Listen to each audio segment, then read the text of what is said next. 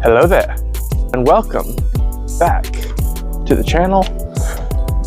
As you couldn't tell, today is May the 4th be with you. And of course, that can only mean I'm going one place. Going back to Disney's Hollywood Studios, but more importantly, Galaxy's Edge, Star Wars Land. But in order to get into Hollywood Studios today, you needed a reservation. It's the thing that happens with the Disney parks sometimes, you know.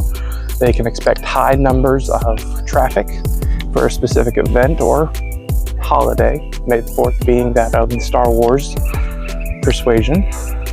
You have to get a reservation. Here's the thing.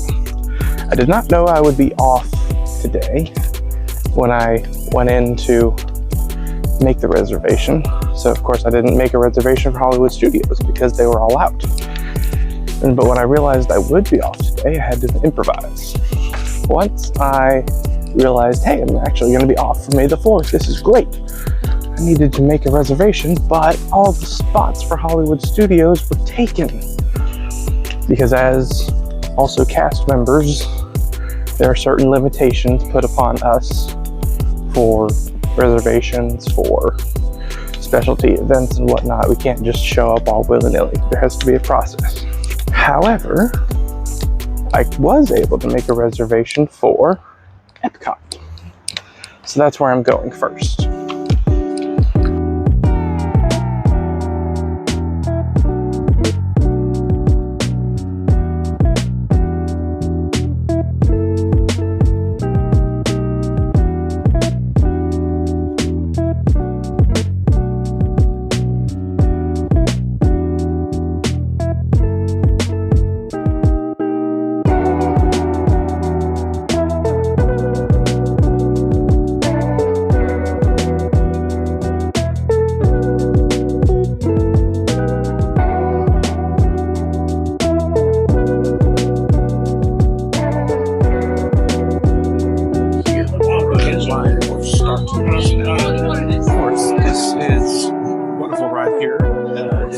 Studios. However, it is not part of Disney's Galaxy's Edge.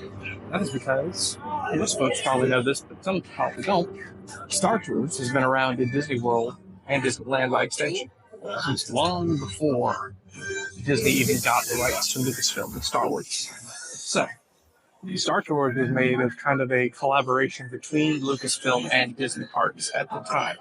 This is, of course, before Disney got all that stuff in 2017, 2015. When did that happen?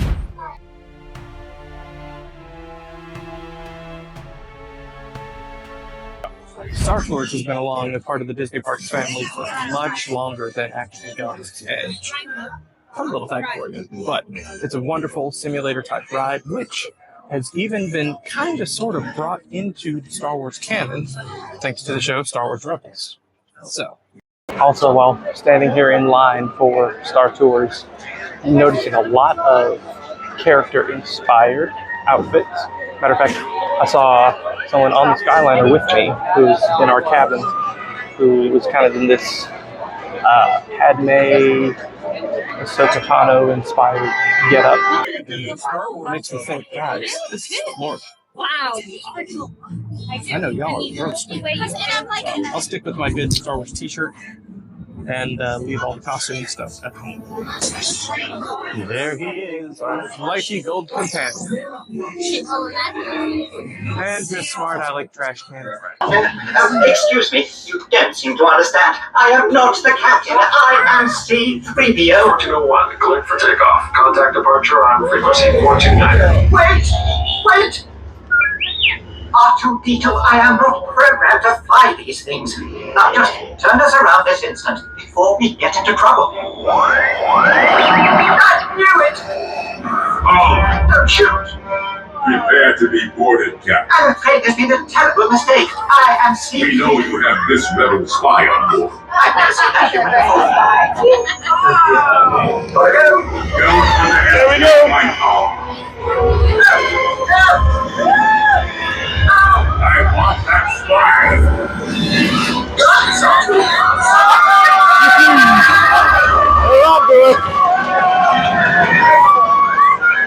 Time to go! Star Tours never fails to disappoint. What did you say? It's always a good time. Now, that's better. Every time you go, it's always a little bit different. Because there's multiple eras of Star Wars to go through. There's Galactic Civil War of the original trilogy, the Clone Wars of the prequels, the Second Galactic Civil War with the sequels. There's always some cool conflict for you to get thrust into the middle of.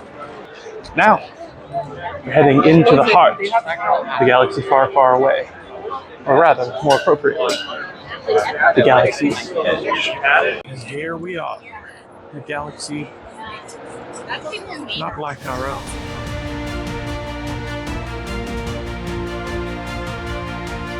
I am doing a lot of ducking and weaving through the crowd today. So, one of my main objectives today, of course, I'm going to ride all the rides. I'm also planning to get one particular piece of merchandise. That is the 501st Clone Battalion Clone Trooper helmet popcorn bucket. Of course, if anybody knows me and my family, we all know that we absolutely love popcorn. Okay, so it's not here. It is elsewhere. So it's going to be in the first order section of Galaxy's Edge. So I have to go get down these steps. It's going to be down this other section over here and around the corner. I don't think I've ever been in a Disney crowd this big ever. Okay, I'm now in line for the popcorn stand, so wish us luck. A few minutes later. So, good news. Obviously, if you can look around me, the lines and groups and everything is huge. Really, really long lines and everything. So I found a way to guarantee that I will get the bucket that I'm looking for. And because they are doing is mobile orders for the buckets themselves.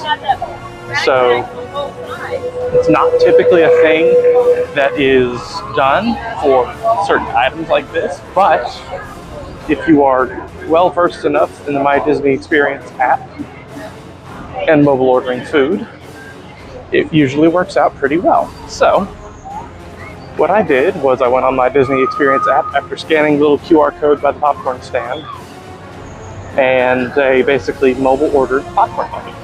So I have purchased that bucket. However, I can't pick it up until later on in the evening. For now, I'm just gonna walk around, explore, maybe get a snack or something. We'll see. What's awesome is they had little stations set up around the marketplace here. These little cups of water. Now, of course, like all Disney parks, there are water fountains, water refill stations, and of course you can buy like a water bottle at any of the concession stands. But it's Florida, it's hot. People need to stay hydrated. And I'm saying this as a Disney World guest, as a Disney World cast member, whenever you're coming to Walt Disney World or any theme park, especially down here in Florida, stay hydrated. So this is the Endorian fried tip-yip and mac and cheese, the Docking Bay 7 specialty dessert. I think it's called the Batu and Mouse, which is some kind of jelly, well, a fruity kind of cream puff thing over a chocolate brownie and a chocolate little decorative piece there on the side. And a drink colloquially known as a moof juice. This should be very good indeed.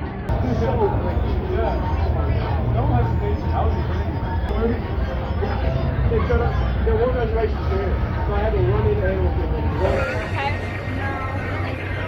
You have to move back to Yeah, stay on one side for me, guys. Okay, so as you guys can imagine, the park is absolutely packed out right now. It is at absolute capacity.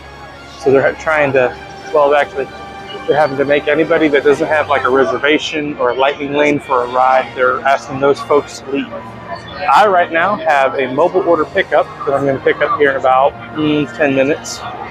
So that is going to be my only excuse to actually stay in the park for tonight.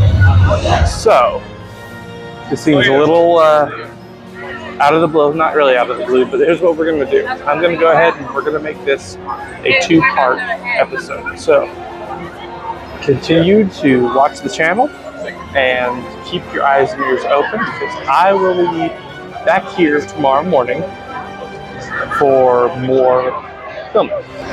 There is a lot going on here. So, good night everybody, and I will see you in part 2